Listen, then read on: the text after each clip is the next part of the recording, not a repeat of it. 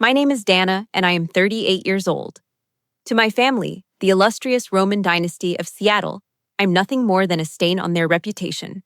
A failure who wastes her life turning wrenches as a grease monkey in the army while they close million-dollar deals. But they didn't know the truth. When the solid oak door of the cabin my grandmother left me exploded inward, shattered by a C4 breaching charge in the dead of a Colorado winter night, my hand didn't even shake. Viper, the budget-cut mercenary my cousin Julian hired to evict me, expected to find a weeping, terrified woman begging for mercy.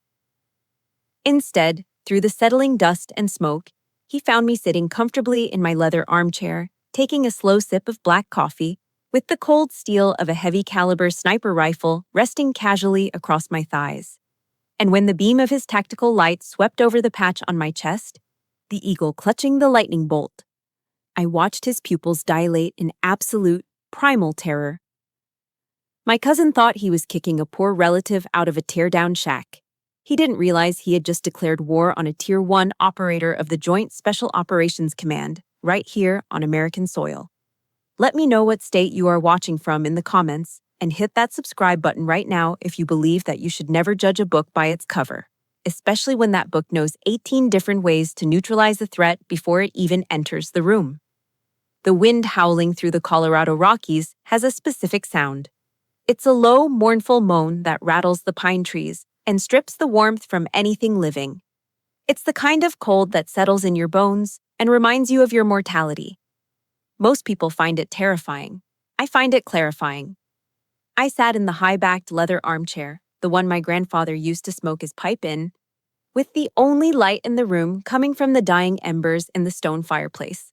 On my lap lay a copy of Marcus Aurelius's Meditations.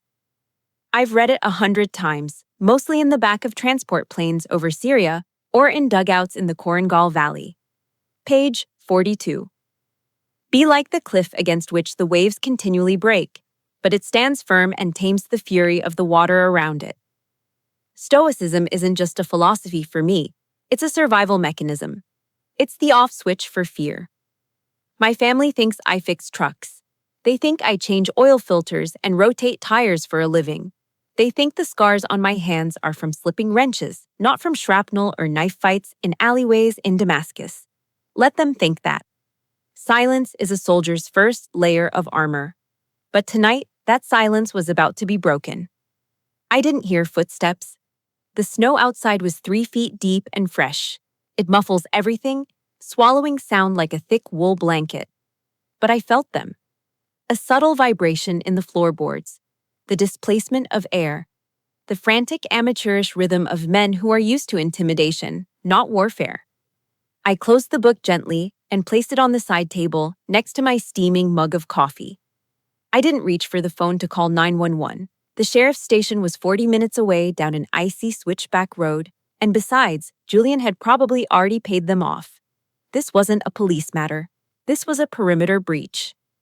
I picked up the Macmillan TAC-50 sitting beside the chair.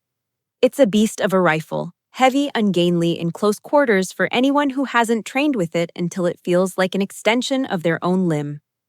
I rested the barrel across my thigh, the muzzle brake pointing towards the front door. I took a sip of coffee. Black, no sugar. Boom. The explosion wasn't Hollywood loud. It was a sharp, concussive thump that sucked the air out of the room for a split second. The front door, solid oak, hand-carved by my great-grandfather, didn't just open, it disintegrated. Splinters the size of steak knives sprayed into the room, clattering against the stone hearth. The freezing wind rushed in instantly, carrying the acrid metallic stink of C4 and burnt wood. Through the swirling smoke and snow, a silhouette stepped into the frame. He was big, wearing tactical gear that looked expensive but hadn't seen a day of real wear. Night vision goggles pushed up on his helmet, a suppressed AR-15 raised high.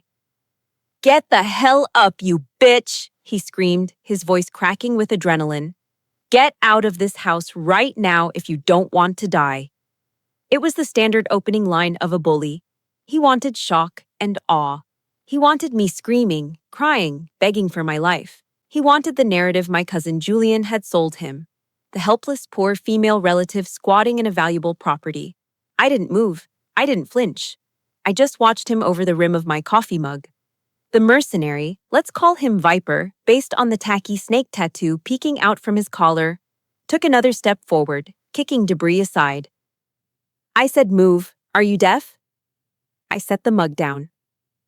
The ceramic clicked softly against the wood of the table. That tiny sound was louder than his shouting. Then my hand moved to the bolt of the rifle. Clack, clack. The sound of a heavy-caliber round being chambered is unmistakable. It's a mechanical, final sound. It cuts through bravado like a hot knife through butter. Viper froze. His brain was trying to process the image in front of him. A woman in a flannel shirt and jeans, sitting calmly in a destroyed living room, holding a weapon capable of stopping a light armored vehicle from a mile away. "You didn't knock, Sergeant," I said. My voice was low, steady, devoid of any emotion. It wasn't a question. He blinked, the flashlight on his rifle wavering. "What?" "Your stance," I continued, analyzing him like a biology specimen. "Shoulders too tight, finger resting on the trigger guard, not indexed. You were Army, but you didn't last, did you? Dishonorable discharge. Or just a failure to adapt." "Shut up," Viper roared, but he took a half step back. He swung his rifle light directly into my face, trying to blind me. I didn't blink. I let the light hit me. I wanted him to see. I wasn't wearing my full combat rattle, no plate carrier, no helmet, just my shirt. But pinned to the left side of that flannel shirt, right over my heart, was a small, subdued patch. I had taken it out of my safe just for tonight. The beam of light focused on it. The eagle. The lightning bolt. The sword. The insignia of the Joint Special Operations Command. The unit that doesn't exist on paper. The people the president calls when diplomacy fails and he needs a problem to vanish from the face of the earth. I saw the recognition hit him like a physical blow. I saw his pupils dilate, swallowing the iris. I saw the blood drain from his face, leaving him pale beneath the tactical grease paint. He knew. Every soldier, active or washed out, knew the legends of the Tier 1 operators. He knew he wasn't looking at a mechanic. He was looking at a ghost, his weapon lowered. Not by choice, but by the sheer weight of realization that he was outclassed in a way he couldn't even comprehend. If he pulled that trigger, he wouldn't just be killing a civilian. He would be signing a death warrant that would be executed by the most dangerous people on the planet. "Code Red!" he screamed into his radio, his voice shrinking into a squeak of terror. "Abort! Abort! It's a trap! She's one of them." He scrambled backward, tripping over the debris of the door he had just destroyed. He looked at me one last time, expecting me to fire. Expecting the pink mist. I just smiled. It wasn't a nice smile. It was the smile of a wolf watching a rabbit try to run on ice. "Run fast, Sergeant," I whispered, though I knew he couldn't hear me over the wind. "The snow is getting deep out there." He turned and bolted into the darkness, abandoning his team, abandoning his mission, running from the demon he had just found sitting by the fire. Julian thought he was sending a cleaner to take out the trash. He had no idea he had just knocked on the door of the devil herself.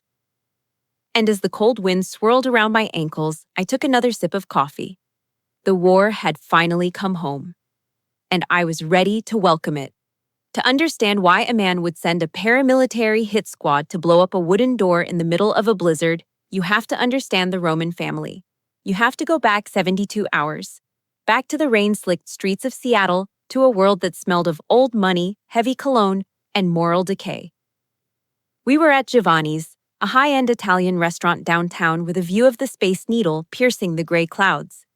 It was the reception following my grandmother's funeral. The mood in the private dining room wasn't somber. It was celebratory. The matriarch was dead, which meant the trust funds were finally unlocking. I sat at the far end of the long mahogany table, isolated, like a distant cousin no one remembered inviting. I was wearing a simple black dress I'd bought at a thrift store near the base, unadorned, practical. Around me, my relatives were draped in designer silk and Italian wool. The air was thick with the sound of expensive silverware clinking against china, and the popping of corks from bottles of vintage Chianti Classico. At the head of the table sat Julian, my cousin. 45 years old, wearing a bespoke suit that cost more than my annual salary as an enlisted soldier. He was currently dismantling a lobster thermidor with a kind of aggressive surgical precision.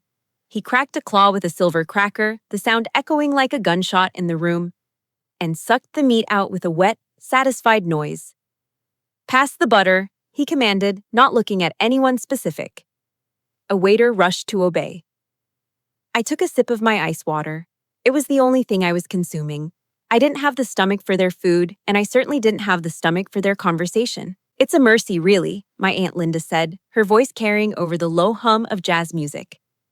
She was Julian's mother, a woman whose face was pulled so tight by plastic surgery that she looked permanently surprised.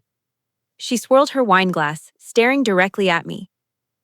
Mom was getting so frail, and honestly, it's a relief she doesn't have to see. Certain disappointments continue. The table went quiet. All eyes turned to me. "Oh, don't look so sour, Dana," Linda continued, flashing a veneer white smile. "We're just being realistic. You're 38 years old. You drive a truck that sounds like a lawnmower. You live in barracks or whatever hole the army puts you in. You're a mechanic, for God's sake, a grease monkey." It broke Mother's heart that a Roman woman would end up with grease under her fingernails instead of a diamond on her finger.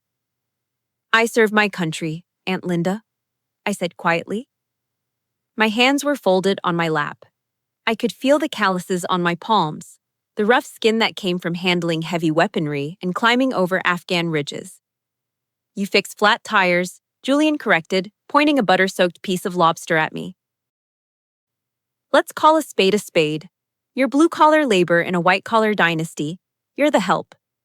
I didn't respond. There was no point. They saw the world through a filter of net worth.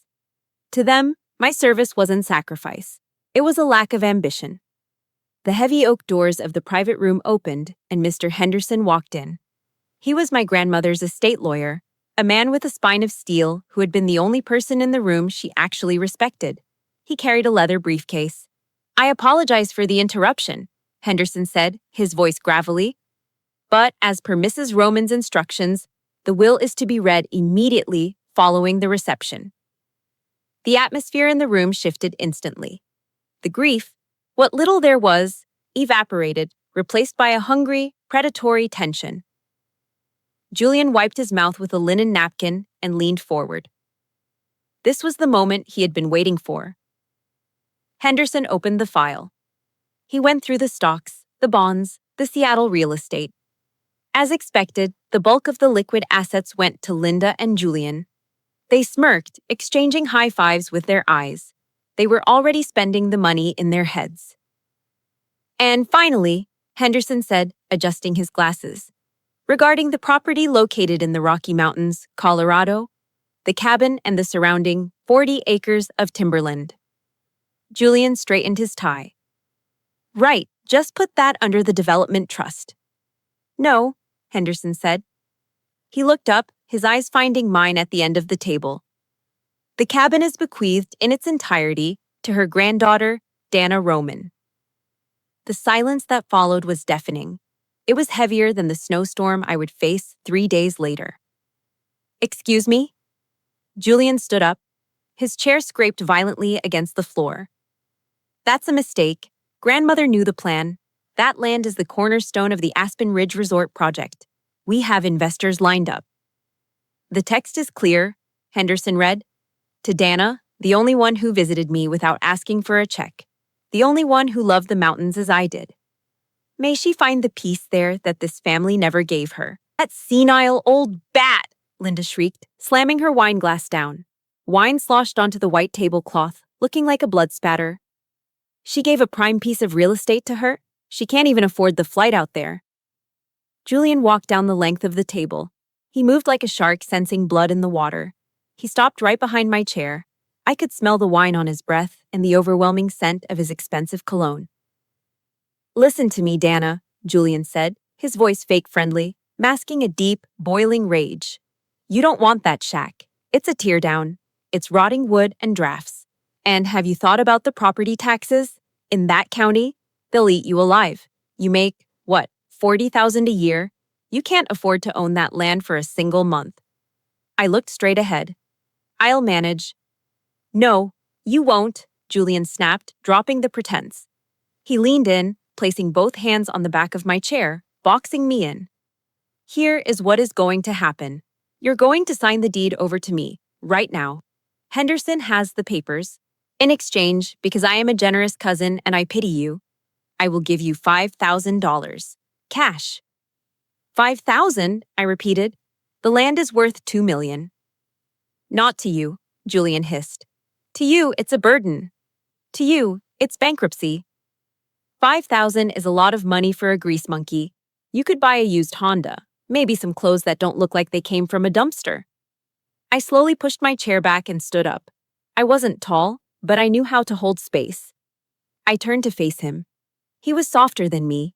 His skin was smooth, pampered, his eyes were empty. No, I said. Julian laughed, a harsh barking sound. No. Did you just say no to me? Not for sale, Julian. It's not a resort.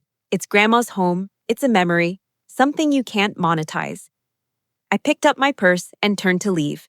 I had taken 3 steps when Julian grabbed my arm. It was a mistake. A reflex kicked in, a combat reflex. Before I could stop myself, I had twisted my arm, breaking his grip, and stepped into his personal space, checking his balance. I stopped myself from driving my elbow into his throat, but the sudden, violent efficiency of the movement made him flinch. He stumbled back, his face flushing a deep, humiliated crimson. The whole room was watching. The millionaire had just been flinched by the help.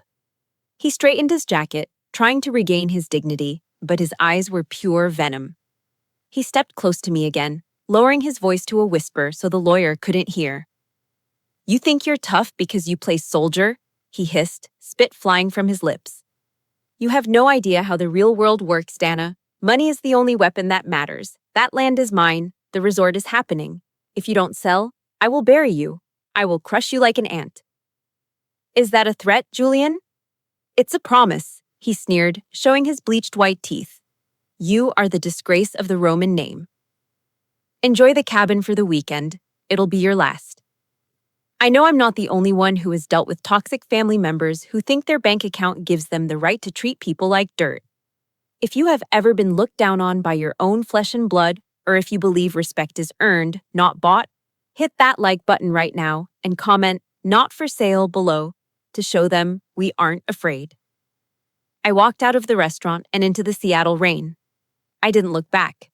But as I drove my rusted pickup truck toward the interstate, heading east toward the mountains, I couldn't shake the feeling of Julian's eyes boring into my skull. He thought he could crush me with lawyers and debt. He thought I was just a poor, stubborn woman. He didn't know he was about to poke a sleeping bear. And 3 days later, when the C4 went off, I realized just how far he was willing to go to get what he wanted. The drive from Seattle to the Colorado Rockies is a 1,000-mile stretch of Interstate 90 and I-25 that cuts through the spine of America. For most people, it's a grueling commute. For me, it was the first time I had been able to breathe in years. My 1998 Ford F-150 rattled with every mile, the heater blasting dry, hot air into the cab to fight off the winter chill. The truck was a lot like me, beat up, high mileage, cosmetically rough, but it ran when you turned the key. I watched the landscape shift from the gray, suffocating drizzle of the Pacific Northwest to the vast open plains of Idaho, and finally to the jagged, white-capped teeth of the Rockies. Julian saw this land as a portfolio asset. He saw square footage, zoning laws, and potential ROI for his resort investors. When I looked at the mountains, I didn't see money. I saw cover. I saw high ground. I saw the only place left where the noise of the world couldn't reach me. In the military, we call it decompression. When you come back from downrange, from the sandbox in Syria or the valleys of Afghanistan, you can't just flip a switch and become a civilian again. You can't go from hunting high-value targets in the dead of night to standing in line at a Whole Foods arguing about the price of organic almond milk. If you try, you snap. You need a buffer. You need a place to let the adrenaline bleed out of your system before it poisons you. Grandma's cabin was my decompression chamber. I arrived as the sun dipped behind the peaks, casting long purple shadows across the deep snow. The cabin was in worse shape than I remembered. The front porch sagged like a broken jaw. The windows were covered in years of grime, and the roof had lost shingles to the harsh winter winds. To anyone else, it was a teardown. To me, it was a mission. For the next 48 hours, I didn't speak to a single soul. I worked. I woke up with the sun, drank scalding black coffee, and went to war with the decay. I chopped cord after cord of wood until my shoulders burned, and my palms, already rough, blistered and hardened. I climbed onto the roof to patch the leaks, fighting the biting wind that whipped my flannel shirt against my skin. I scrubbed the floors on my hands and knees until the wood grain shone through the dirt.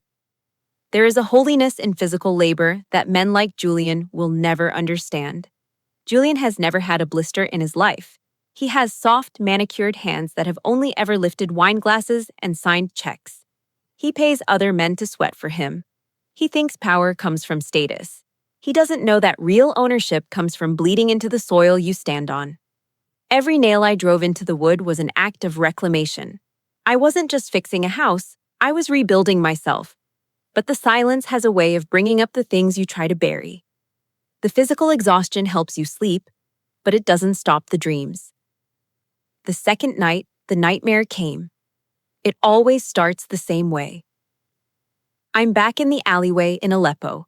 The smell hits me first. Diesel fuel, unwashed bodies, and the copper tang of old blood. I'm moving toward the breach point. My team is stacked behind me. I give the signal. But when I kick the door, it's not a terrorist safe house. It's my grandmother's dining room. And they're all sitting there laughing at me. Julian, Aunt Linda, my parents.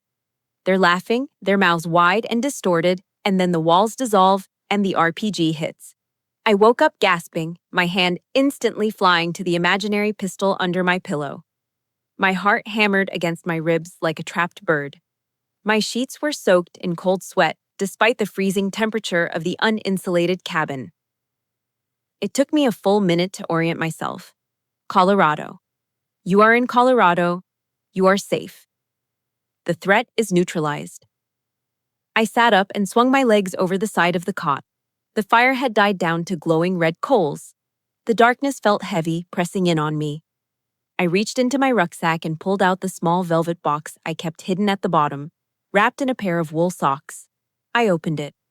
The bronze star shone dully in the low light. It wasn't for valor in a movie-style charge. It was for meritorious service in a combat zone. For keeping my team alive when everything went sideways. My family calls me a failure because I don't have a corner office. They don't know I earned this while they were sleeping safely in their beds. I traced the edge of the metal with my thumb. Yea, though I walk through the valley of the shadow of death, I will fear no evil, for thou art with me. I whispered the words of Psalm 23 into the empty room. It was the verse my grandmother used to read to me. It was the verse I whispered when the mortars started walking toward our position in Kandahar. I realized a long time ago that the valley isn't just the battlefield. Sometimes the valley is your own home. Sometimes the evil isn't a terrorist with an AK-47. It's the people who share your last name. I put the metal away. I couldn't dwell on it. Dwelling leads to spiraling. I was just putting a kettle on the wood stove when my satellite phone buzzed. It was a jarring digital intrusion in my sanctuary. I looked at the screen. Mother. I hesitated. My thumb hovered over the red button. I should ignore it. But the conditioning runs deep. You answer when command calls. You answer when family calls. Hello, Mom, I said, my voice raspy from sleep and smoke. There was no greeting. No, hi, honey. No, did you make it there safely? Have you lost your mind, Dana? Her voice was sharp, piercing through the speaker. I closed my eyes and leaned my forehead against the rough log wall. Good morning to you, too. Don't get smart with me, she snapped. I just got off the phone with Linda. She is distraught. Julian is beside himself. How dare you? How dare you embarrass this family again? I didn't do anything, Mom. I just accepted what Grandma left me. You stole it, she screamed. That land belongs to Julian's vision. He's building something magnificent. He's the pride of this family, Dana. He's a success. And what are you? Playing hermit in a rotting shack because you're too stubborn to admit you're a failure? A failure, I repeated, the words tasting like ash. Is that what you think I am? Look at you. You're 38, no husband, no children, no career, real career, not that army nonsense. You have nothing. And now you're standing in the way of the people who actually contribute to this world. You are being selfish. Just like you were when you ran off to enlist. I enlisted to pay for college because you wouldn't, I said, my voice steady but quiet. We wouldn't pay for you to study art history. We invest in success. Julian is success. You are just difficult. You have always been the difficult one. She took a breath, and her voice dropped to a cold, commanding tone. Sign the papers, Dana. Send the deed to Julian. Stop humiliating us. Take the $5,000 and fix your truck. God knows it's an eyesore. Is that all, Mom? Do the right thing for once in your life, she said. The line went dead.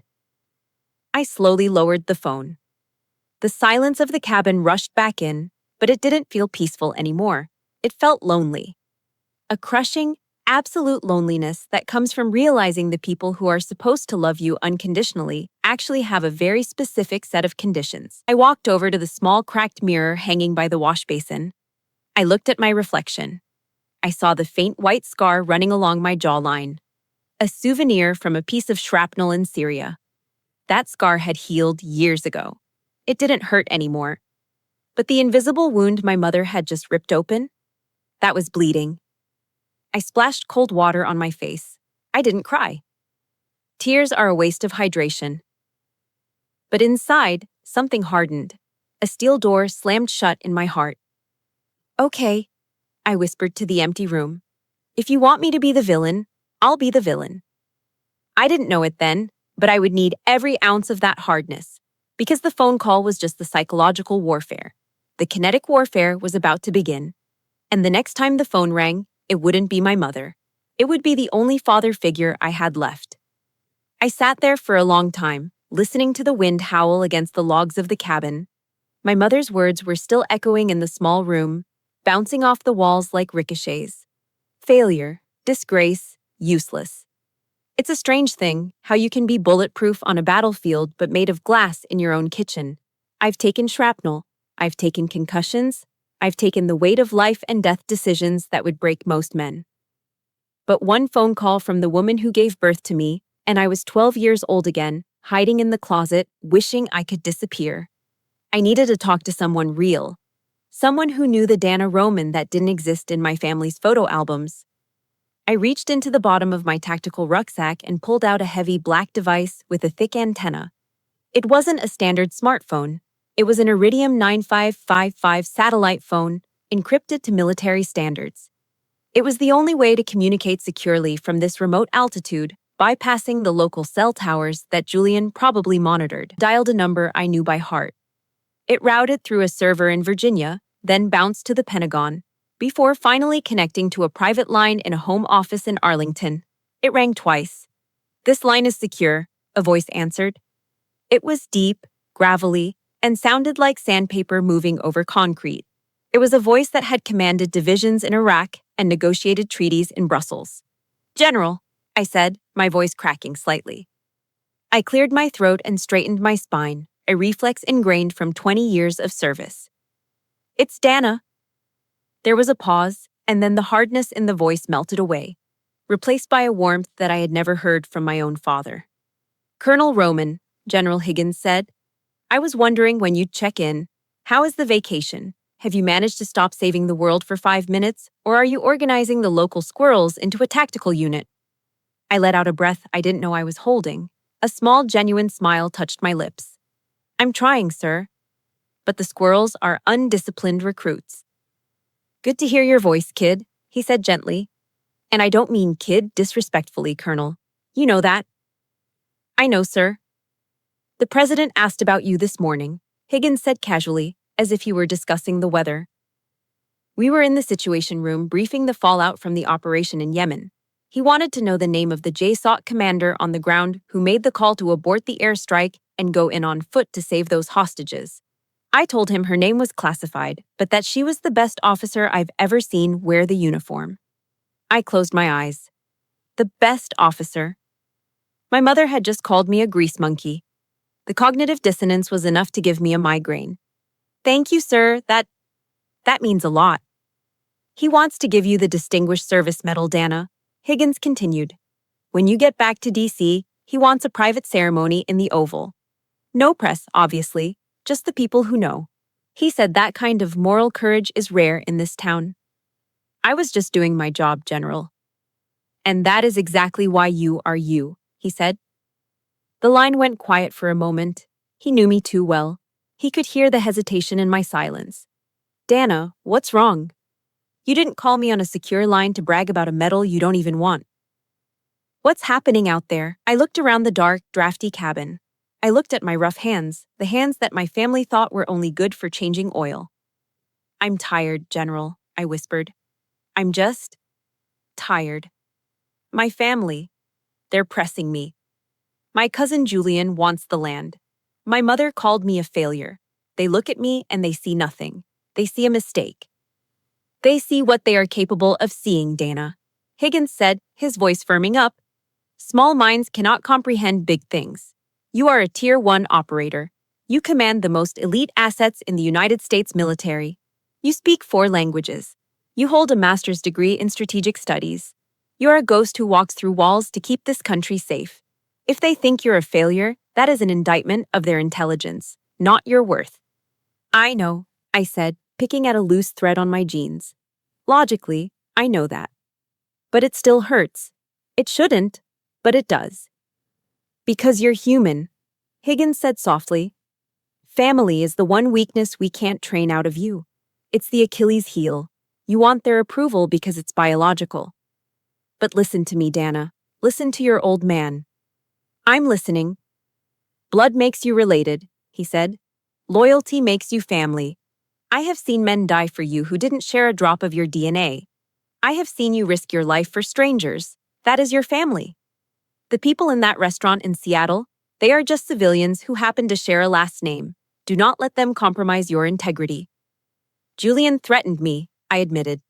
He said he'd crush me like an ant. He said money is the only weapon that matters. I heard a low, dangerous chuckle on the other end of the line. It was the sound General Higgins made before he authorized an airstrike. Money is a powerful weapon, sure, Higgins said, but it's a clumsy one. Dana, do you remember the oath of office you took when you accepted your commission? Do you remember the words? Yes, sir, every word. Recite the first part for me. I took a deep breath, staring into the dying fire. I, Dana Roman, do solemnly swear that I will support and defend the Constitution of the United States against all enemies, foreign and domestic. Stop, Higgins commanded. Repeat the last 3 words. Foreign and domestic. Domestic, Higgins emphasized. That doesn't just mean terrorists building bombs in a basement.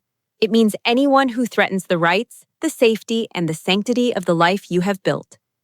A tyrant is a tyrant, Dana, whether he speaks Arabic in a cave or English in a boardroom. If this cousin of yours is threatening you, if he is using fear and intimidation to take what is yours, he has crossed a line. You are not a civilian victim here, Colonel. You are a soldier on American soil. You have the right to defend your position.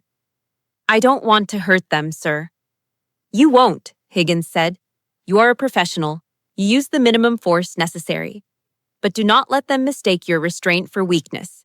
If they bring a war to your doorstep, you finish it. Do you understand me? I understand, sir. Good. Now, I'm going to have my aide monitor the local chatter in that county. If things escalate, you call me.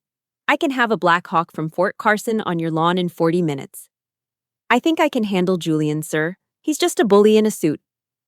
Bullies in suits hire men with guns, Dana. Watch your 6, I always do. I was about to say goodbye, to tell him thank you for being the father my own father never was when I heard it. It was faint at first, barely audible over the wind. A low, high-pitched whine, like a mosquito, but mechanical. Constant, rhythmic. My head snapped up. I looked toward the window. The sound was getting louder. Dana! Higgins's voice sharpened instantly. He heard the change in my breathing. What is it? Hold on, I said, moving quickly to the window. I stayed to the side of the frame, peering out into the darkness.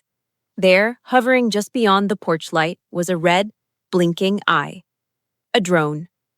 A quadcopter, high-end consumer grade, rigged with a camera. It was staring right into the cabin. I've got eyes on a UAV, I said, my voice shifting. The sadness was gone. The hurt daughter was gone. The colonel was back.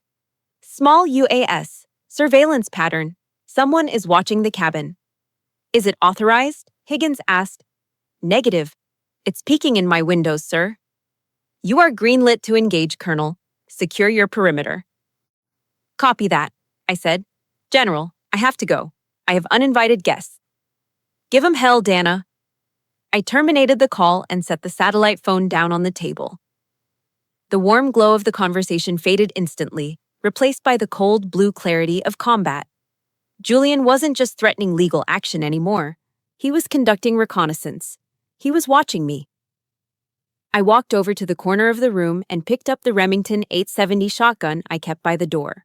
I racked the slide. The sound was loud, aggressive, and final. My mother thought I was useless. Julian thought I was weak. They were about to find out that they had severely underestimated the woman living in the woods. The vacation was over. The operation had just begun. Down at the base of the mountain, where the county road turned from paved asphalt to treacherous gravel, a black Porsche Cayenne Turbo sat idling. The engine purred with a low, expensive rumble, sending plumes of white exhaust into the freezing night air. Inside, the climate control was set to a tropical 72 degrees. Heated leather seats wrapped around the driver like a warm glove. Julian Roman took a sip of his cognac from a silver travel flask.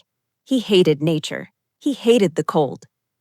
He hated the fact that his Italian loafers were currently resting on a rubber floor mat stained with mud. But most of all, he hated his cousin Dana. He adjusted the iPad mounted on the dashboard. The screen displayed a grainy night vision feed from the DJI Mavic drone hovering 300 feet above the cabin. Showtime, Julian muttered. He wasn't just watching, he was broadcasting. He had started a private FaceTime group call with the family back in Seattle.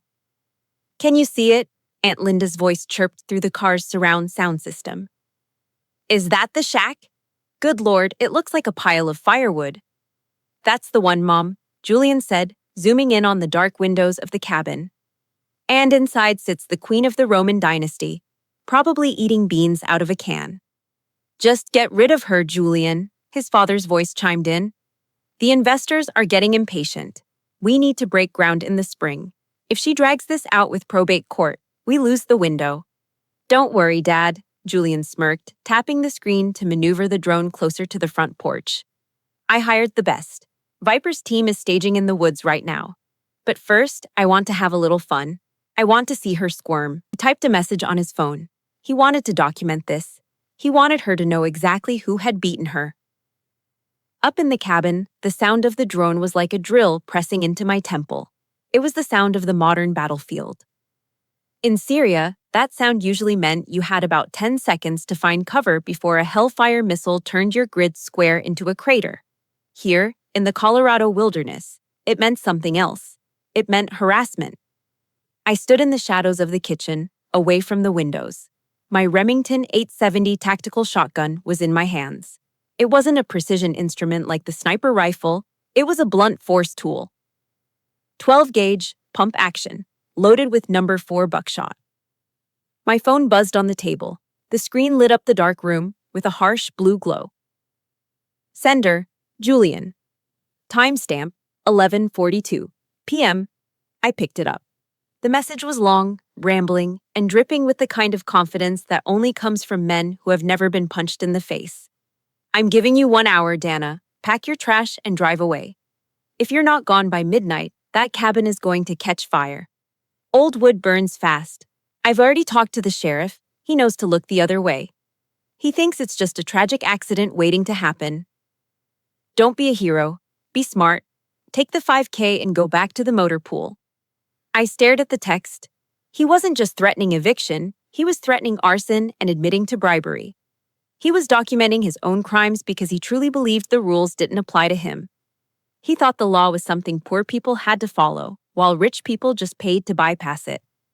My thumb hovered over the keypad. A part of me, the civilian part, the cousin part, wanted to beg. I wanted to ask him why he hated me so much. I wanted to ask why money was worth more than blood. But the colonel didn't beg. The colonel assessed threats and neutralized them. I needed to give him one chance, not for his sake, but for mine. The rules of engagement, ROE, are sacred. You don't fire until you have exhausted all non-lethal options. You have to occupy the moral high ground before you take the tactical high ground. I typed a reply. Short, precise. Military. 2. Julian. Julian, this is your only warning. You are conducting an illegal surveillance operation and threatening domestic terrorism. Check your ROE.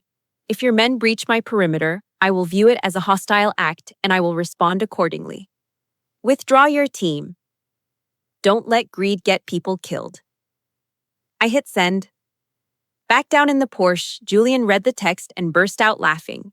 He laughed so hard he spilled a drop of cognac on his silk tie. What did she say? Linda asked over the speakers. She's talking about ROE and hostile acts, Julian wheezed, wiping tears from his eyes. She thinks she's in a Tom Clancy movie. Check your ROE.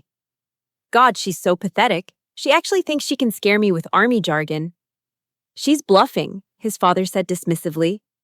She's a mechanic, Julian. She fixes Humvees. She's probably cowering under the bed right now. You're right, Julian said, his face hardening. I'm done playing games. She wants a hostile act. I'll give her a hostile act. He switched apps to a secure radio channel connected to the earpieces of the mercenaries waiting in the tree line. Viper, this is Gold Card, Julian said. Green light. I want her out, now. If you have to blow the front door off the hinges to scare the piss out of her, do it. Just don't kill her. I don't want the paperwork, but make sure she never wants to come back to Colorado again. Copy that, Gold Card, Viper's voice crackled back, breaching in 3 mics. Julian leaned back in the heated seat, a cruel smile playing on his lips. He tapped the drone controls again, dropping the altitude. Smile for the camera, Dana. I saw the red eye of the drone drop. It descended from the tree line, hovering right in front of the main bay window. It was close now. Too close. It was peering into my sanctuary, violating the only safe space I had left in the world. Julian had made his choice. He had ignored the warning. He had mistaken mercy for weakness. In the military, we have a saying. Play stupid games, win stupid prizes. I didn't run. I didn't hide. I walked calmly to the front door and unlocked the deadbolt. I didn't open it yet. I just unlocked it. I wanted them to come in. But first, I had to blind the eye in the sky. I moved to the window. The drone was hovering there, buzzing angrily, the camera lens focusing on me. I looked straight into the lens. I wanted Julian to see my face. I wanted him to see that I wasn't crying. I wasn't shaking. I raised the Remington 870. The pump action made a sound that is universal. Chick, chick. On his screen down in the valley, Julian must have seen the barrel rise. He must have seen the black hole of the muzzle. He probably had half a second to scream. I pulled the trigger. Boom! The shotgun roar was deafening in the small cabin. The window glass shattered outward, mixing with the cloud of lead shot. The drone didn't just break, it evaporated. 1 second, it was a piece of high-tech surveillance equipment worth $2,000. The next, it was a cloud of plastic shrapnel and sparking wires raining down into the snow. I pumped the shotgun again, ejecting the spent shell. It hit the floor with a smoking hiss. The buzzing stopped. The silence of the mountain returned, but now it was different. It was the silence of a battlefield after the first shot has been fired. The diplomatic phase was over. The kinetic phase had begun. I looked out into the darkness, past the smoking remains of the drone. I knew they were out there, Viper and his team. They had heard the shot. They knew I was armed. But they didn't know who I was. Not yet. I turned away from the broken window and walked back to my armchair. I picked up my coffee cup. It was still warm. "Come on in, boys," I whispered to the empty room. "Welcome to the funhouse." Down in the valley, Julian's screen went black. But up here, the night was just getting started. The silence that followed the shotgun blast wasn't empty. It was heavy. It was the kind of silence that screams of impending violence. Outside, the wind whipped the snow into a frenzy, but inside the cabin, the air was still. The smell of gun smoke hung in the living room, sharp and metallic, masking the scent of old pine and dust. I didn't reload immediately. I didn't need to. I knew exactly how much time I had. They would be confused for about 30 seconds. Then they would check in. Then they would get angry. Then they would breach. I moved away from the broken window, stepping lightly on the balls of my feet, my boots making no sound on the hardwood floor. I reached into my tactical bag and pulled out a monocular device, a FLIR Breach PTQ-136 thermal imaging scanner. I didn't turn on the lights. Darkness was my ally now. I pressed the device to my right eye and scanned the tree line through the shattered glass. The world turned into a spectrum of grayscale and glowing white. There they were. 12 heat signatures. 12 white-hot ghosts standing out against the freezing black background of the forest. They were stacked up in 2 fire teams, moving in a bounding Overwatch pattern. They weren't moving like amateurs. They were spacing themselves out, checking their sectors. Julian hadn't just hired local thugs, he had hired private military contractors. I zoomed in. I could see the heat rising from the barrels of their rifles. I could see the outline of plate carriers and ballistic helmets. This was no longer a civil dispute. This wasn't a landlord-tenant disagreement. This was an armed paramilitary force maneuvering on American soil against a U.S. citizen. My heart rate slowed down. My breathing became shallow and rhythmic. The fear that I had felt earlier, the fear of my mother's judgment, the fear of losing my grandmother's legacy, evaporated. In its place, a cold, crystalline logic took over. I reached for the satellite phone again. I hit the redial button. "Higgins," the general answered on the first ring. His voice was tight. He knew. "Sir," I said, my voice flat. "I have visual confirmation. 12 hostiles, heavily armed, wearing body armor and carrying military-grade carbines. They are maneuvering to breach. This is a coordinated assault." "Are they law enforcement?" Higgins asked, though we both knew the answer. "Negative. No badges, no sirens, no announcement of authority. They are Black Tusk mercenaries operating under a private contract." "Sir, this is a code red situation." There was a pause on the line. I could hear the general typing furiously on a keyboard in Arlington. "Dana," Higgins said, his voice dropping an octave, becoming the voice of the man who held the authority of the executive branch. "You are a Tier 1 asset. You are a repository of top-secret state intelligence. If you are captured, national security is compromised. We cannot allow that to happen." "I have no intention of being captured, sir." "Good. Because I am looking at the legal framework right now.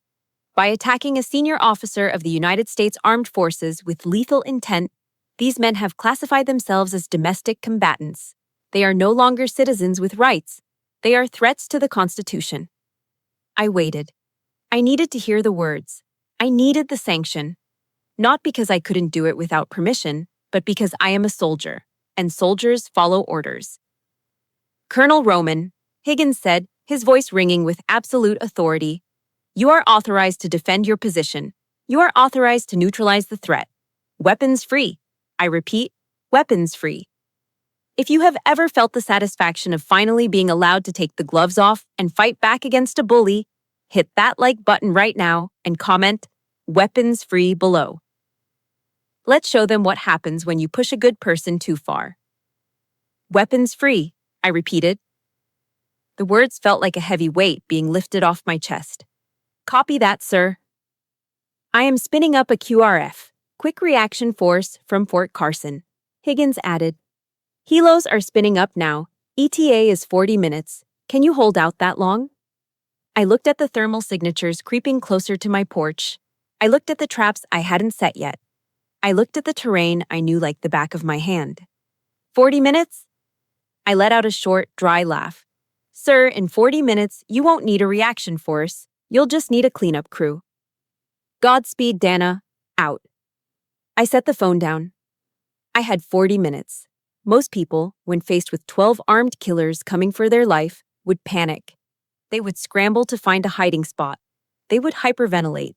They would pray. I walked into the kitchen. I picked up the old dented kettle my grandmother had used for 30 years.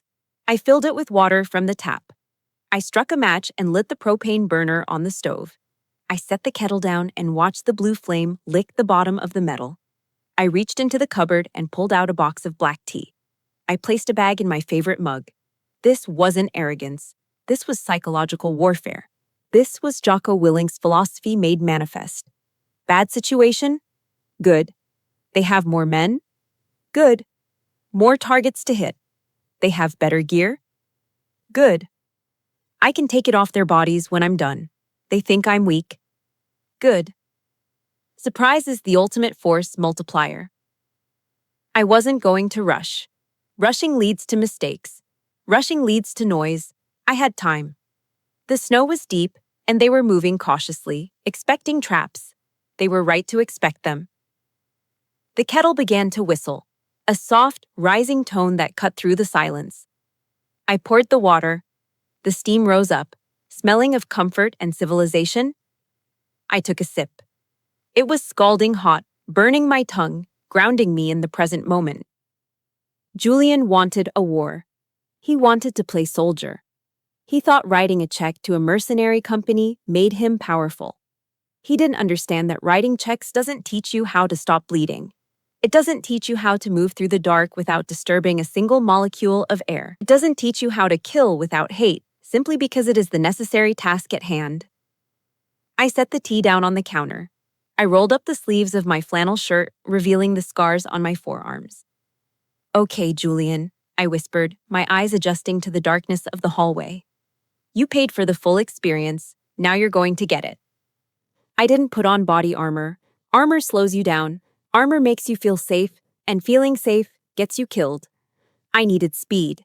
I needed violence of action. I walked to the closet by the back door. I opened it. Inside wasn't a broom or a vacuum cleaner. Inside was a Pelican case I had buried under a pile of old blankets. I popped the latches. Inside lay my MP7 submachine gun, compact, silenced, deadly efficient. And beside it, a bandolier of flashbang grenades. I picked up the MP7. It felt light in my hands, like a toy, but I knew it could punch through a Kevlar helmet at 200 yards. I checked the magazine, full. I slung the weapon over my shoulder and picked up the flashbangs.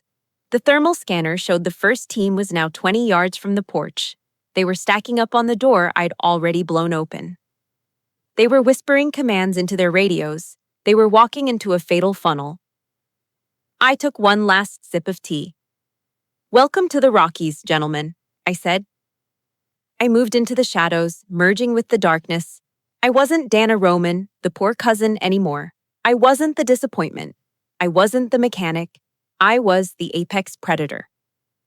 And feeding time had just begun. 40 minutes is a lifetime in tactical terms. In 40 minutes, governments can fall, treaties can be signed, and lives can be extinguished. But for a Tier 1 operator, 40 minutes is something else entirely. It is a luxury. It is enough time to turn a battlefield into a slaughterhouse. I moved with the economy of motion that had been drilled into me at Fort Bragg. Panic is wasted energy. Every step I took in that cabin was calculated. I didn't run around like a frantic victim in a horror movie. I moved like a mechanic entering a workshop. First, I went to the mudroom, where I kept my rucksack and my emergency roadside kit. I pulled out a bundle of Orion road flares, the heavy-duty kind used by truckers on interstate pileups. They burn at over 2,000 degrees Fahrenheit and produce a blinding, sputtering red light that sears the retina. I carried them to the kitchen island. I wasn't going to use lethal explosives. General Higgins had authorized weapons-free, but my personal code and the tactical reality of the situation dictated something else. Killing 12 men creates a mess that not even the president can clean up easily. But breaking them, terrifying them until they wet their pants. That sends a message that lasts longer than a funeral. I opened the pantry. My grandmother was a woman of the Depression era. She never threw anything away. The shelves were lined with glass ball mason jars, empty and waiting for next season's strawberry jam. I grabbed 4 of them. Next came the flour and the sugar. To a civilian, these are baking ingredients. To a combat engineer, they are particulate fuel. When dispersed into the air and ignited, fine flour dust creates a rapid combustion, a dust explosion. I wasn't trying to blow the roof off, but I wanted a flash. I wanted noise. I wanted shock and awe on a budget. I worked quickly. I used duct tape, the silver, heavy-duty kind found in every American toolbox, to tape 3 road flares together. I stripped the safety caps. I rigged a simple pull-wire trigger using high-tension fishing line I found in Granddad's tackle box. I placed the flare bundle inside the mason jar, packed it tight with a mixture of flour and magnesium shavings I scraped from a fire starter block. It was crude. It was ugly. It was an improvised stun grenade that would make an OSHA inspector have a heart attack. But it would work. I placed the jars at strategic points, 1 by the back door, 1 in the hallway, and 2 right inside the main entrance taped under the floorboards where the wood had rotted away, hidden from sight but ready to be triggered by a tripwire running across the threshold. Trap construction complete. Time elapsed, 12 minutes. Next phase, environmental control. I walked down the creaking wooden stairs to the basement. The air down here was musty, smelling of damp earth and old cardboard. The breaker box was mounted on the far wall, a gray metal sentinel humming with electricity. I looked at it. This box was the heart of the cabin. It powered the refrigerator, the heater, the lamps that made this place feel like a home. Julian and his men would expect a warm, lit house. They would expect to look through the windows and see me cowering in the corner. I reached up and grabbed the main master switch. "Lights out," I whispered. I yanked the lever down. Thunk. The hum died instantly. The refrigerator compressor shuddered and stopped. The pilot light on the water heater winked out. The cabin above me plunged into absolute, suffocating darkness. Now, the advantage was mine. I climbed back up the stairs, navigating by memory. I didn't need light. I knew every knot in the wood, every loose nail, every squeaky board. This house was in my blood. I went back to the living room and reached into my Pelican case. I pulled out my final piece of gear, a set of L3 Harris GPN VGI-18 panoramic night vision goggles. These weren't the cheap, green-tinted monoculars you buy at a surplus store. These were quad tubes, giving me a 97-degree field of view. They turned the pitch-black room into a crisp, white phosphor daylight. I strapped them on and flipped them down. A soft electronic whine filled my ears as the tubes energized. The room exploded into clarity. I could see the dust motes dancing in the air. I could see the grain of the wood on the table. To Viper and his men outside, the cabin was a black void, a terrifying maw waiting to swallow them. To me, it was a brightly lit stage. I picked up my MP7 and walked to the armchair facing the front door, the door I had already blown open, which now hung on one hinge, swaying slightly in the wind. In tactical terms, this spot is called the fatal funnel. It's the cone of death where bullets naturally converge when entering a room. Usually you avoid sitting here. But tonight, I wanted to be seen. I wanted to be the first thing they saw when they turned on their flashlights. I sat down. I crossed my legs. I rested the suppressed submachine gun across my lap, my finger indexed along the receiver, not on the trigger. I checked my watch. 28 minutes remaining until the QRF arrived. The mercenaries were early.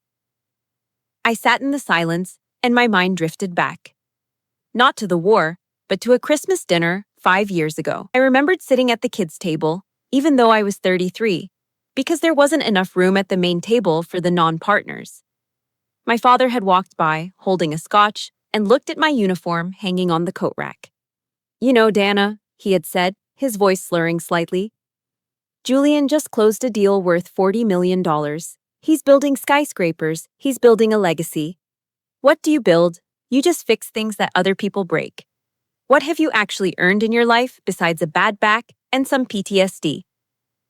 I hadn't answered him then. I had just stared at my mashed potatoes, feeling the shame burn my cheeks. What have I earned? I looked around the dark cabin, seeing it through the high-tech lens of my goggles. I have earned the ability to slow my heart rate to 45 beats per minute while 12 men hunt me.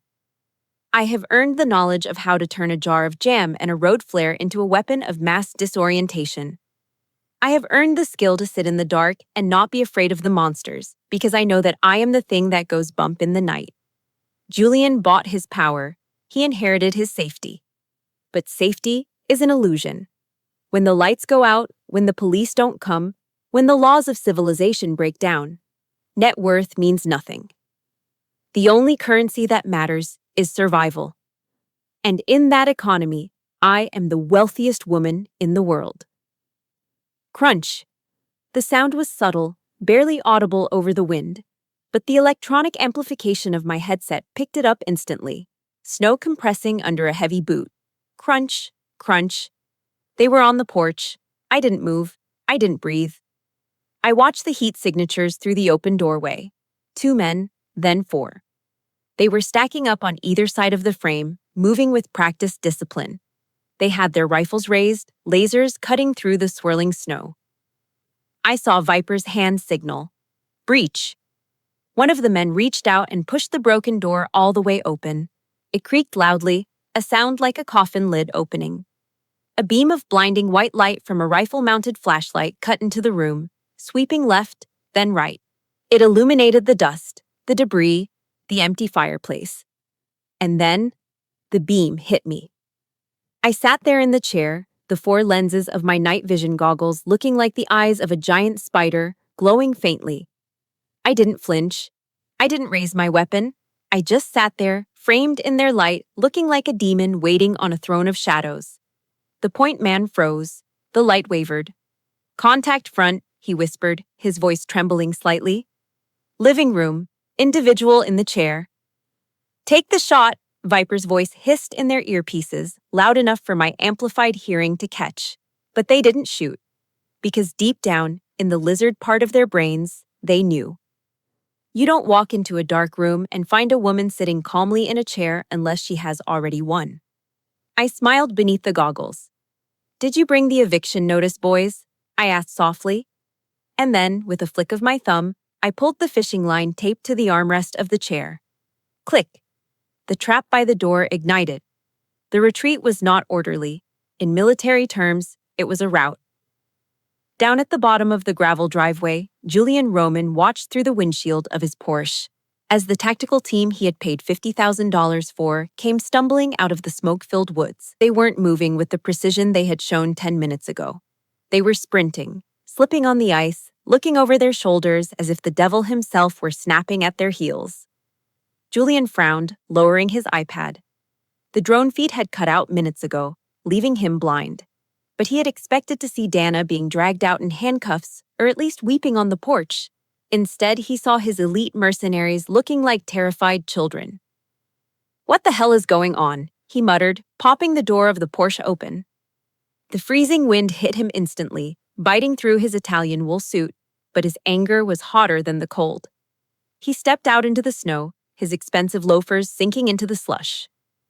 Viper, the team leader, reached the bottom of the hill first. He was panting, his face smeared with soot, his eyes wide and wild. He was missing his helmet. He was ripping off his tactical vest as he ran, as if the gear itself was burning him. Stop, Julian screamed, stepping in front of the fleeing man. Where do you think you're going? Get back up there. Viper didn't stop.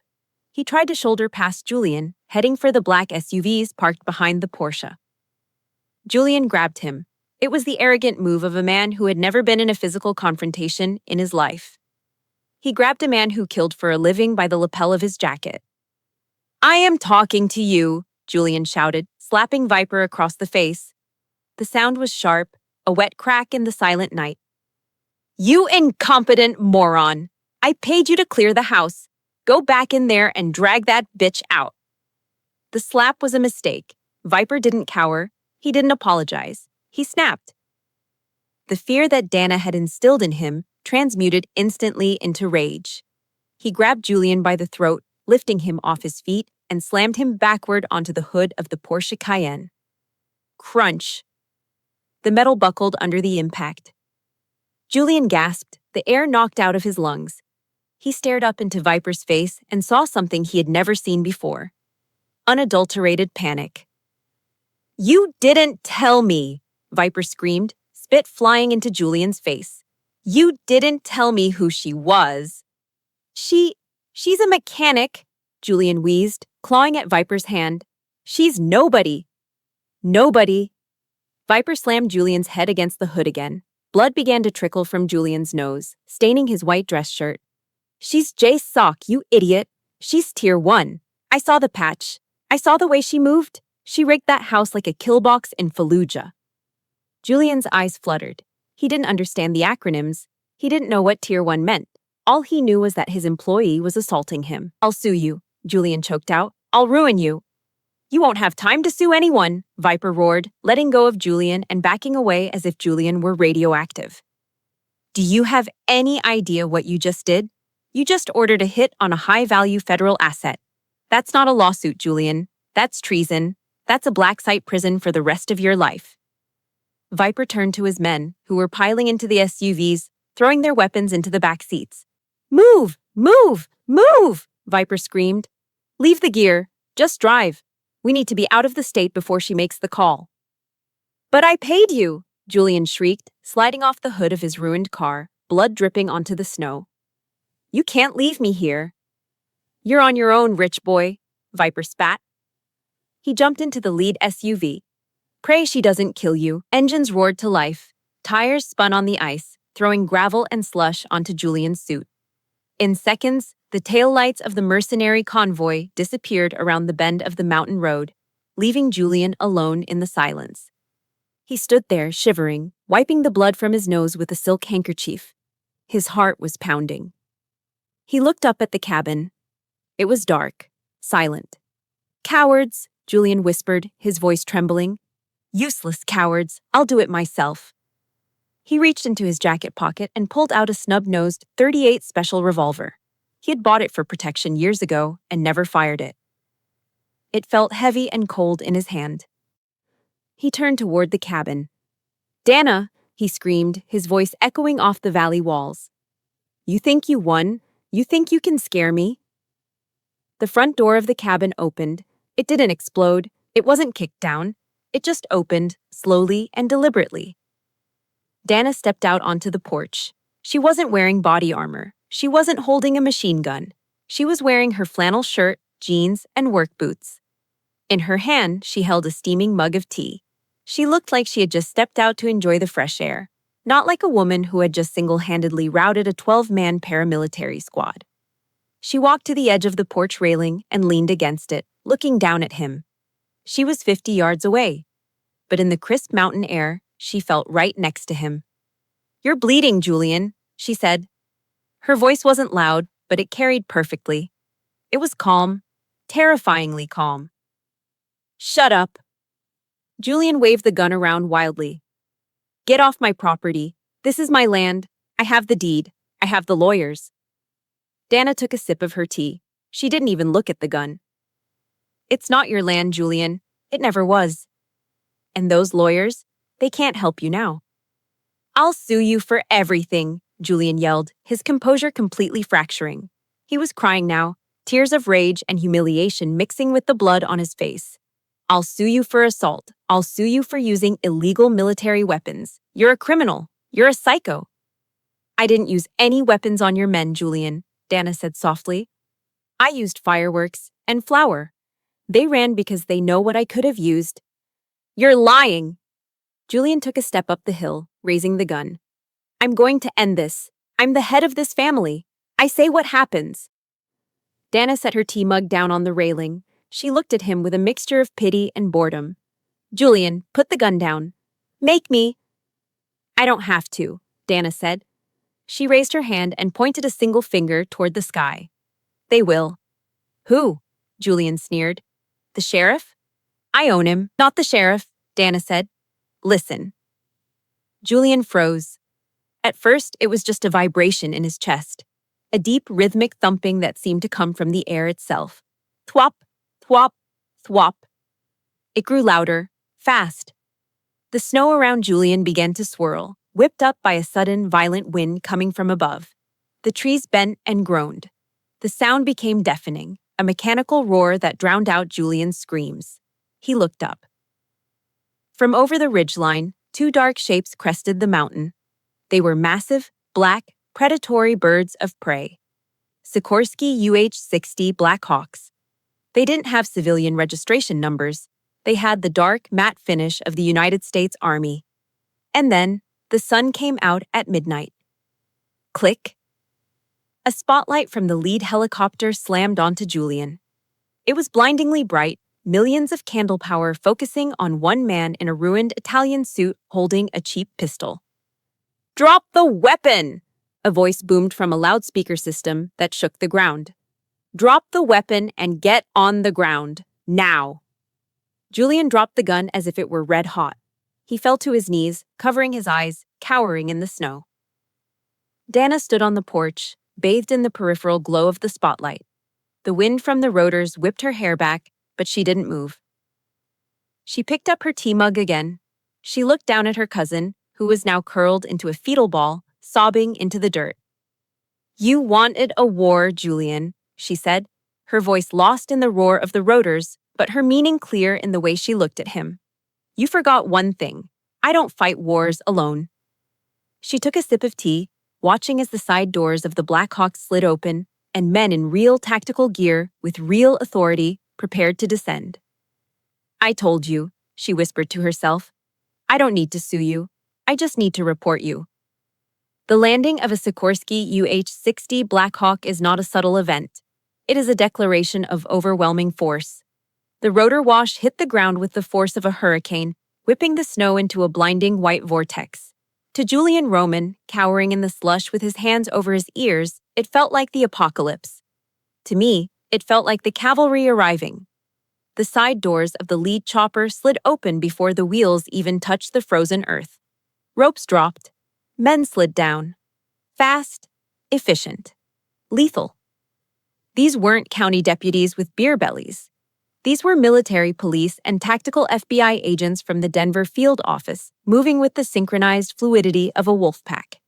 They wore heavy plate carriers, ballistic helmets, and carried M4 carbines with holographic sights.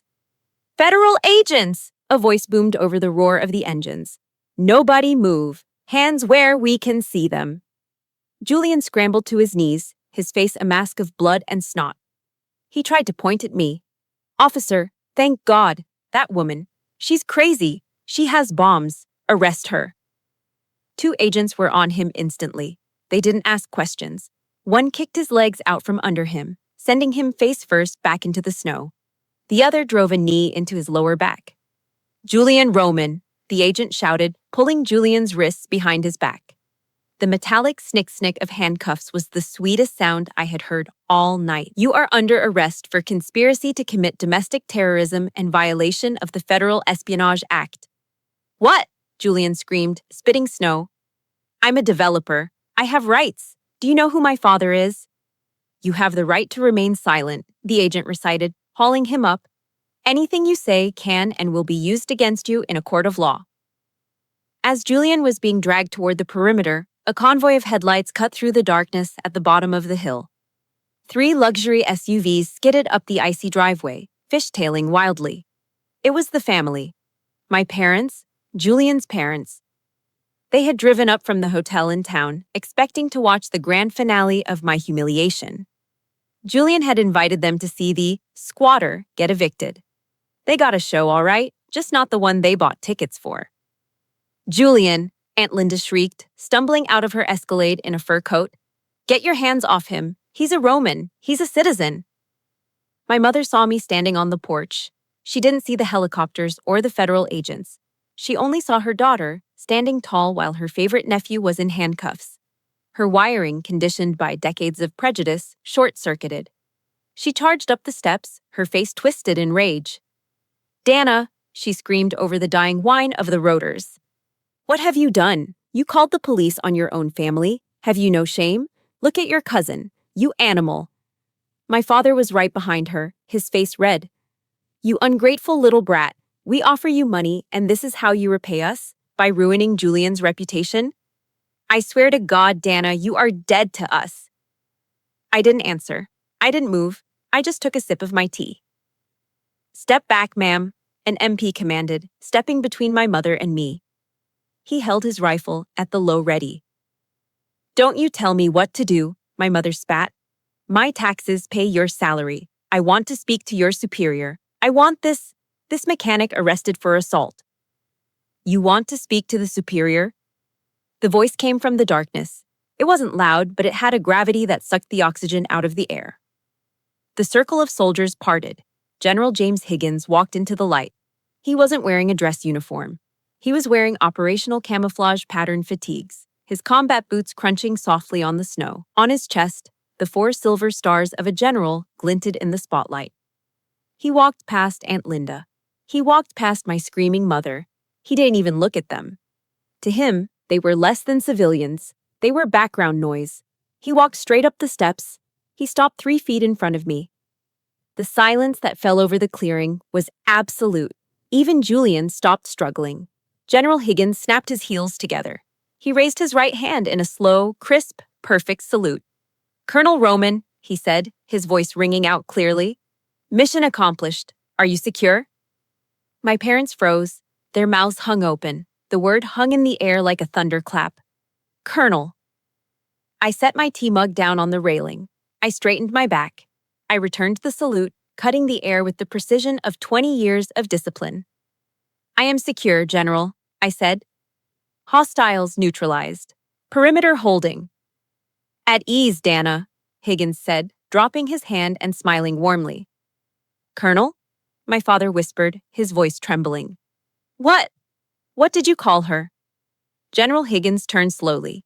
He looked at my parents for the first time. His eyes were cold. I called her by her rank, Mr. Roman, Higgins said.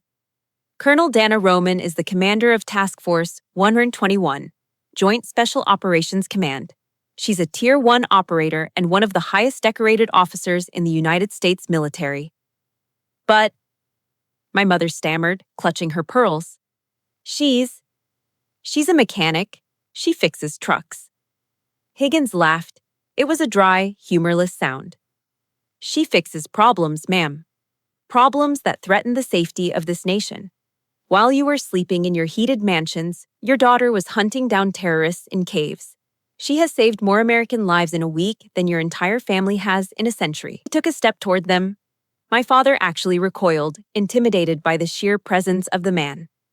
And you, Higgins pointed a gloved finger at Julian.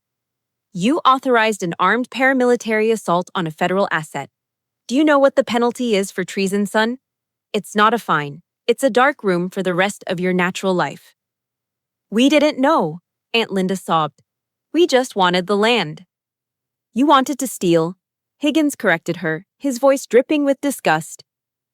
You judged this woman by the clothes she wears. You treated a hero like garbage because she didn't worship your money. Well, look around you. Higgins gestured to the Black Hawks, the armed soldiers, the FBI agents securing the scene. This is her world. This is the respect she commands. You are lucky, Mr. and Mrs. Roman. You should get on your knees and thank God right now. Thank God for what? My father asked weakly. Thank God that Colonel Roman is a disciplined soldier, Higgins said, his voice dropping to a lethal whisper. Because if she were anyone else, she would have put a bullet in your nephew's head the moment he stepped onto this property. And she would have been legally justified to do so. My mother looked at me. Really looked at me. For the first time in 38 years, she didn't see the disappointment. She didn't see the grease monkey. She saw the scars on my hands. She saw the way the soldiers looked at me with reverence. She saw the general standing by my side like a protective father. And she saw the absolute, unbridgeable distance I had placed between us. Dana, she whispered, reaching a hand out toward the porch. Baby, I didn't answer. I picked up my tea. General, I said, turning my back on them. My tea is getting cold. Would you like a cup inside? I would be honored, Colonel, Higgins said. He followed me into the cabin. The door closed behind us with a solid, final thud. shutting out the wind, the snow, and the sobbing of the people who used to be my family. Spring in the Colorado Rockies does not arrive with a whisper. It arrives with a roar of melting snow. The rivers swell, the aspen trees explode into a vibrant, trembling green, and the air loses that metallic bite of winter, replacing it with the scent of wet pine and thawing earth. It had been 6 months since the night the Blackhawks landed in my front yard. 6 months since the snow was stained with Julian's blood and the flashing lights of federal SUVs. I stood in the center of the living room. The shattered front door had been replaced, this time with reinforced steel clad in reclaimed oak. Beautiful, but bulletproof. The floorboards where I'd hidden the flashbang traps were new. The fireplace, where I'd once sat waiting for a kill team, was now crackling with a gentle, warming fire, not to keep me alive, but to keep the coffee pot warm. The cabin wasn't just a cabin anymore. It wasn't the shack my mother had sneered at. Nor was it the 5-star resort Julian had tried to steal. It was something far more valuable. I walked over to the mantel. Above it, framed in simple wood, was a picture of my grandmother. Next to it was a new sign, hand-carved by a former Marine combat engineer who had lost his left eye in Fallujah. It read, "The Roman Sanctuary. Forward operating base for the broken." We didn't charge admission here. We didn't have investors. This place was funded by my savings and a quiet grant arranged by General Higgins. It was a place for the guys and girls who came back from the sandbox with their limbs intact but their souls chipped. A place where they didn't have to explain why loud noises made them jump or why they couldn't sleep without facing the door. I picked up the envelope sitting on the mantel. It was white, stark, and stamped with the ominous seal of the Federal Bureau of Prisons.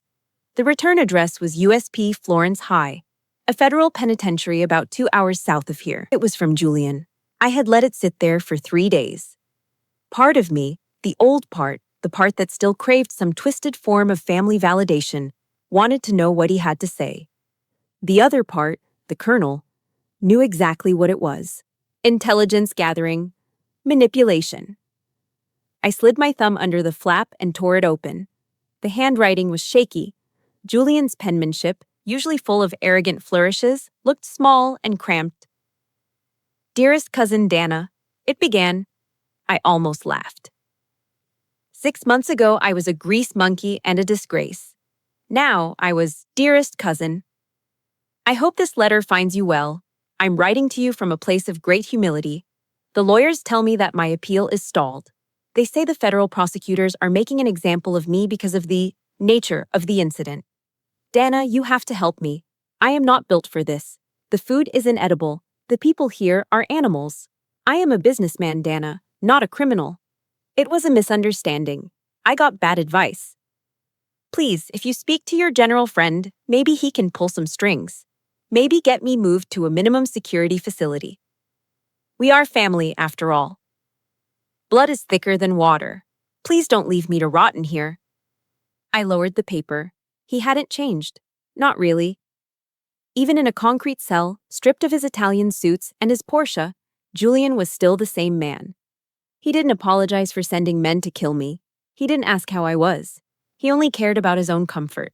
He still thought family was a currency he could spend to buy his way out of consequences. He was right about one thing, though. Blood is thicker than water. But he forgot the full quote.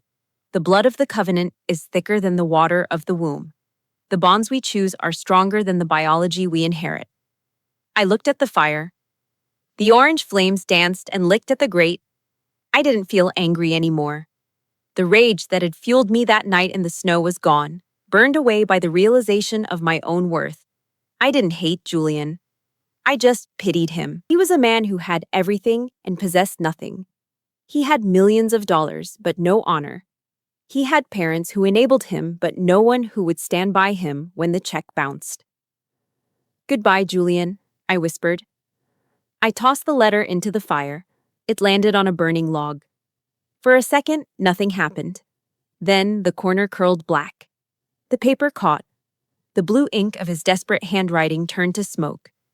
I watched until it was nothing but gray ash, floating up the chimney to be scattered by the mountain wind. The last tether to the Roman dynasty was cut. I wasn't Dana the disappointment anymore. I was just Dana. Colonel? A voice called from the front porch. It was deep, gravelly, and cheerful. I turned away from the fire. Coming, Sarge. I grabbed my mug of coffee and walked out the front door. The sun was just cresting the peaks of the Rockies, painting the snow-capped summits in brilliant shades of pink and gold. The air was crisp, filling my lungs with the clean taste of freedom. On the porch, the family was gathering. There was Mike, a former Army Ranger with a prosthetic leg, sitting on the steps throwing a tennis ball for his service dog, a golden retriever named Buster. There was Sarah, a medic who had done 3 tours in Iraq, flipping pancakes on a portable griddle set up on the railing. There was Ghost, a quiet sniper from my old unit, simply leaning against a post, watching the tree line with a peaceful smile on his face. They looked up when I stepped out. Coffee's fresh, Colonel, Sarah said, flipping a pancake onto a paper plate. And Mike brought the good bacon this time, not that turkey crap. Hey, Mike protested, grinning. My cholesterol is a work in progress. Morning, Dana, Ghost said, nodding slowly. He didn't salute. We didn't do salutes here. We did nods. We did handshakes that lasted a second too long because we were just glad the other person was still alive to shake back. I looked at them. They didn't share my last name. They didn't know my grandmother. They didn't care about my bank account or the property value of this land. They knew the scar on my jaw. They knew why I checked the perimeter before I slept. They knew the weight of the things we carried in our rucksacks and in our heads. This was the inheritance I had been fighting for. Not the land, not the wood and stone of the cabin, but this. The right to build a sanctuary for the people who mattered. You okay, boss? Mike asked, sensing the shift in my mood. He stopped throwing the ball. I looked at the smoke rising from the chimney, carrying Julian's ashes away. I looked at the sunrise illuminating the faces of my brothers and sisters. Yeah, Mike, I said, a genuine smile breaking across my face. The first real, unburdened smile I had felt in years. I'm better than okay. I walked down the steps and sat on the bench next to them. I took a sip of coffee. It tasted like victory. My mother had told me I was useless. Julian had told me I was alone. They were both wrong. I was the richest woman in the world, surrounded by the only wealth that actually holds its value when the world goes dark. So, I said, looking at the map spread out on the picnic table, who wants to help me build the new deck today? I think we need more room for the view. I'm in, Sarah said. Hand me a hammer, Mike said. Always, Ghost said. The wind blew through the pines, singing a song of spring, of renewal, and of peace. The war was over. The winter was gone. And for the first time in my life, I was finally, truly, home. Thank you for standing watch with me through this long night. My story proves that your true worth isn't defined by your bank account or your relatives' opinions, but by the steel in your spine and the people in your corner. If you believe that justice is best served cold and with a side of tactical precision, please hit that like button and share this story. It helps us find more people who need to hear it. And if you want to join a community that values loyalty over legacy, subscribe to the channel right now. I want to hear from you in the comments. Have you ever had to fire your own family to find your peace? Let me know. Stay safe, stay dangerous. Dana out.